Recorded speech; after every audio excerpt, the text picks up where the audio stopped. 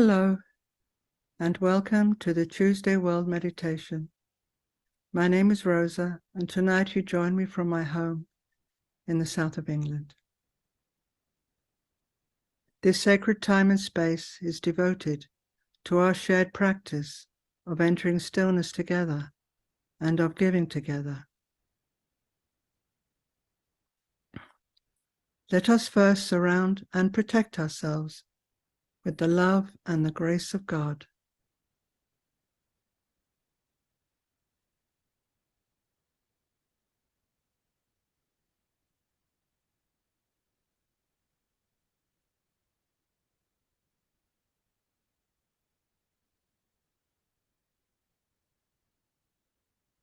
Before we begin the meditation, I'd like to share a passage from the New Message about practice, from the book Preparing for the Greater Community, Chapter 6, The Meaning of Spiritual Development in the Greater Community. Throughout the Greater Community, the emphasis is upon the cultivation of knowledge. When we use the word knowledge, we are not talking about ideas or a body of information, but the profound ability to know. This experience is the very essence of your spiritual reality, for the Creator can only be known. Your greater purpose for coming into the world can only be known. The world's emergence into the greater community can only be known. The realization of your true gifts and their meaningful expression can only be known. Hope, fear, belief, speculation cannot replace the reality of knowledge itself. This is the fundamental difference between the institutions of religion and the pure experience of spirituality. When we use the word knowledge, we are talking about spirituality in the greater community. We are talking about universal spirituality, a spirituality that you share with all sentient beings everywhere. Yet this holds true in every facet of your life within the world, for the greater community is simply a larger picture of your life within the world. It is vastly greater. It has far greater variety, but the essential elements of spiritual reality hold as true there as they do within your world, and vice versa. Within the greater community, spirituality is advanced through the development of knowledge within the individual and the development of communities of knowledge. Knowledge within you will always seek to join in meaningful relationship with others with whom you share a greater destiny. This is true of beings everywhere in the greater community. It is not about different levels of existence. It is not about going in and out of different dimensions. That is not the focus in the advancement of spirituality in the universe. That more represents the human imagination. It is far more simple than this and far more essential. The Creator's focus in the greater community is the cultivation, the expression, and the protection of knowledge. Wherever knowledge can emerge, contribution is made, intelligence is increased, cooperation is extended, and peace and harmony become established. Wherever knowledge is absent or is being thwarted, divisiveness rules. Power is based upon will and ambition. Subjugation and enslavement become the essence of relationship. With knowledge, all true things are possible. Without knowledge, all problems arise. How fundamental, and yet how mysterious this is. As we have said before, technological advancement is entirely different from spiritual advancement. This you are coming to see in your own time, as even the ancient tribal religions are recognized for possessing remarkable wisdom, despite the fact that they had very little technology. And yet, to find the essential wisdom, you must go forward. You cannot go back. For your life is moving forward. It is not moving back. You are heading into the future. This is where you need to give your full attention. Attempting to relive the past can never be successful, for it will deny you the present and disable you from preparing for the future. The greater community is your future. It is part of your present experience, even though you cannot yet account for it. Spirituality within the greater community is fundamental and real, as it must become fundamental and real within your own experience, if you seek to find your true nature and your true purpose in life. Therefore, the essence of greater community spirituality is the cultivation of wisdom, the reclamation of knowledge, and the development of a greater community perspective and understanding. Every emerging world throughout the greater community must face this. It must outgrow its tribal traditions with their emphasis on culture and history to find essential and translatable spirituality and to begin to live it and to receive its great empowerment. What humanity is facing at this moment has been faced by every world that has had to emerge into the greater community.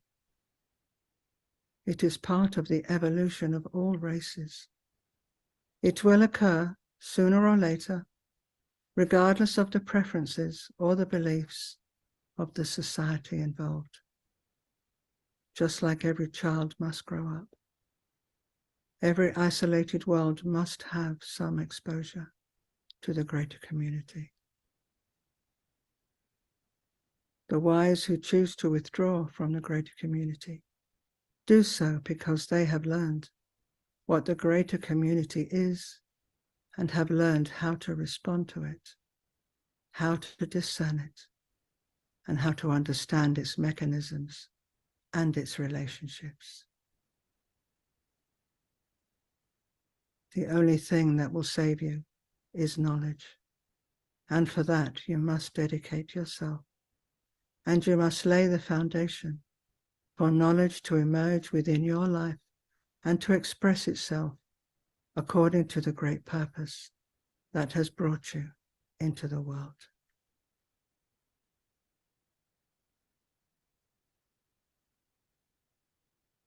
Please join me now in a 30-minute stillness practice.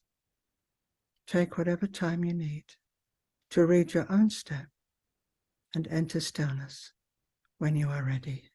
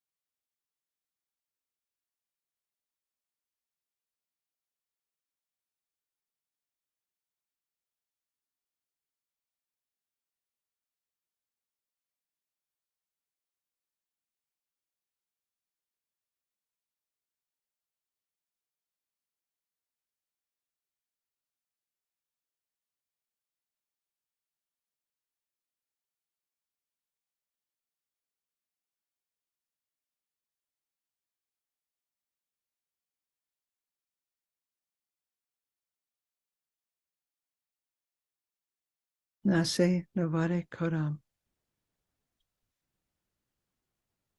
While we are in this place of stillness, I'd like to share a passage from the New Message speaking about the messenger, from the Revelation, how to regard the messenger, from the book, The Worldwide Community of the New Message from God. What the messenger teaches and what he says are second only to the revelation itself. And because he is recording it, and those close to him are recording it, its authenticity is more likely to be assured. Part of the message is within him. It is part of his role now to clarify the revelation, to dispel those myths and misconceptions that would prevent people from having a clear and direct understanding, to bring the revelation together, to organize it so it can be presented clearly with the greatest possibility of being recognized and accepted in a world of ever greater dissonance and discord and anxiety. He has come at a time before the great waves of change will strike the world profoundly, giving people time to understand what is coming and to prepare wisely and constructively, not only to serve themselves, but to serve others, for that is why they have come.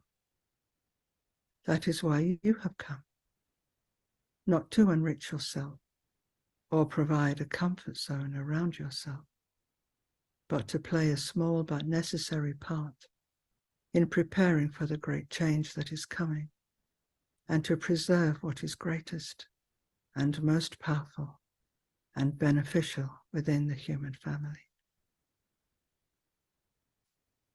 God's new revelation clarifies what this is, what it means, and how it can be preserved and made real and efficacious in a world that is slowly breaking down. In this, you must honor the messenger, for no one else can receive this, for he was the chosen one. He is not merely a man who was one day given a great message. He was prepared before he even came into this world.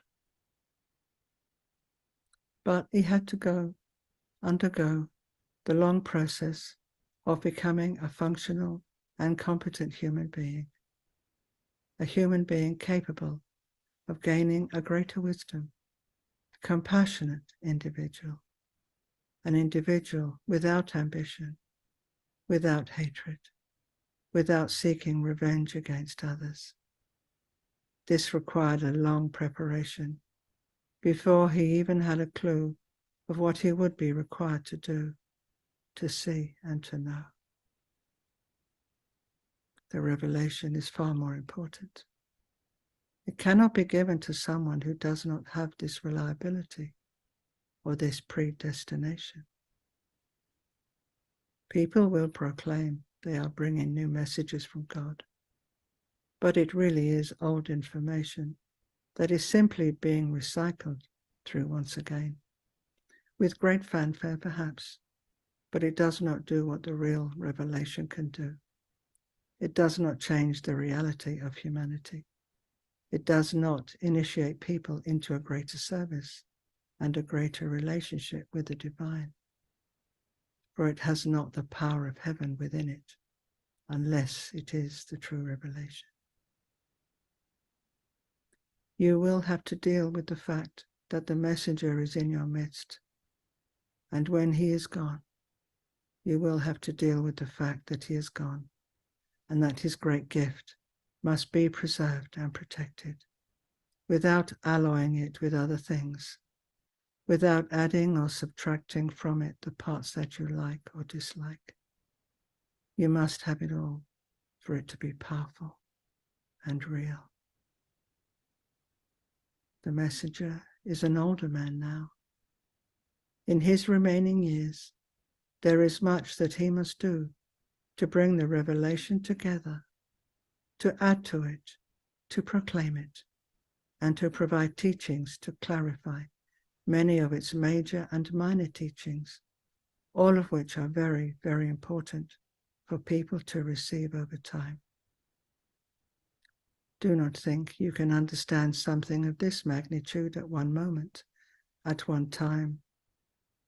It is a teaching of 1,000 teachings, given now to a literate world, a world of global communication, global commerce, and a growing global awareness, given now, not in pastoral terms or anecdotal terms, or with great symbolism, but in the clearest possible language, so that it may be translated easily, so that its great depth can become accessible to people of all nations and languages. It is a gift to all the world's religions, for it is part of God's greater plan. It will give to Islam what Islam needs. It will give to Christianity what Christianity needs.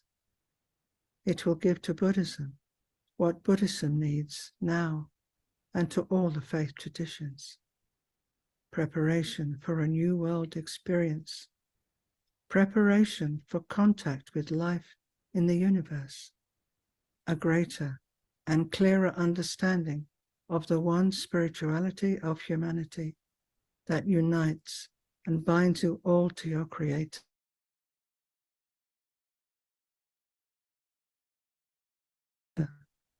Even while you appear to live in separation in this world. Its great clarification will help all people who have an earnest approach. It is to protect the revelation from those who do not have such an honest approach that much work is being done now. For it is so easy for the message to fall into the wrong hands by people who claim to be its authority, its governors. Much work must be done now to assure that it is guided properly, that it is managed properly, or the world will tear it apart. Come to the revelation, and it will strike you if you can stay with it long enough. Hear the words of the messenger. They will speak to you in a place you barely know, but which represents your core, who you were before you came into the world, who you will be after you leave the world. He will speak to that part of you. Do not look to others to respond, for you must take this journey. Do not be dismayed by human weakness, ignorance, and the inability of many people to respond. It is you who must respond to the message and to the messenger and to those who are assigned to protect the revelation during and after his life. For the blessings of the Creator are here. Though the world grows darker with each passing day, the power and the presence of revelation is in the world. May you have the eyes to see and the ears to hear, to experience this for yourself.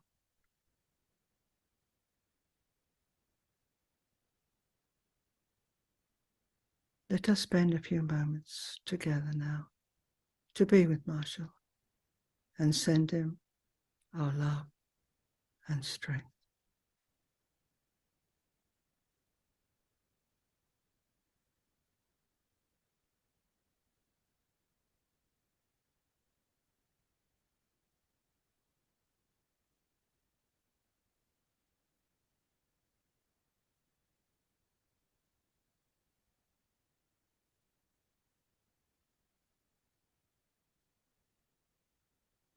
Now see if there are others in the world or in your life who need to receive this strength as well.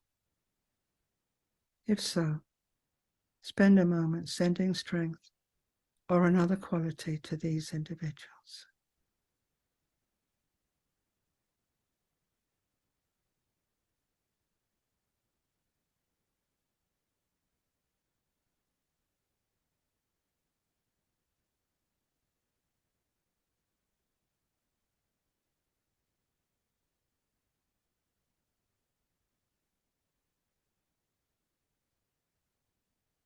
Nasina Varikara.